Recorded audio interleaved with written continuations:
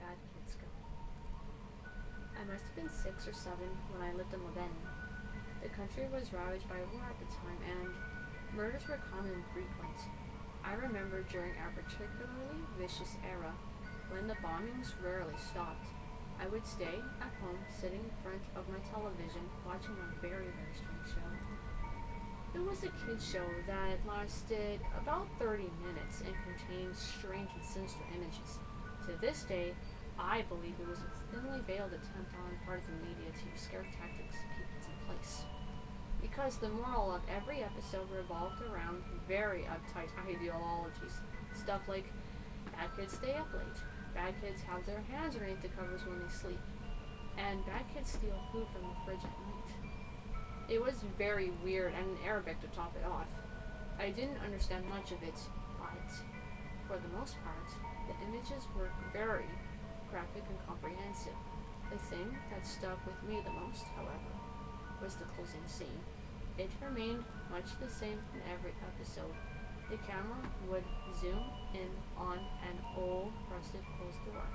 As it got closer to the door, strange and sometimes even agonizing screams would become audible.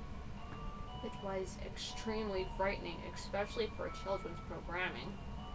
Then a text would appear on the screen in Arabic, reading, "That's where bad kids go." Eventually, both the image and the sound would fade out, and that would be the end of the episode. About 15 to 16 years later, I became a journalist photographer. That show had been on my mind all my life, popping up in my thoughts sporadically. Eventually, I had enough and decided to do some research. I finally managed to uncover the location of the studio where much of the channel's programming had been recorded.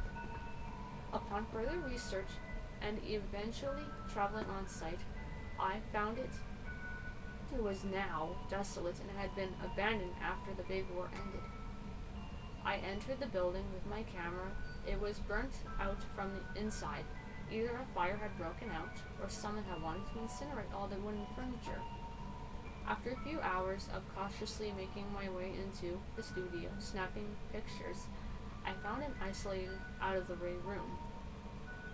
After having to break through a few old locks, and managed to break the heavy door open, I remained frozen in the doorway for several long minutes. Traces of blood and feces and tiny bone fragments lay scattered across the floor. It was a small room and an extremely morbid scene. What truly frightened me, though, what made me turn away and never want to come back, was that bolted cage microphone hanging from the ceiling in the middle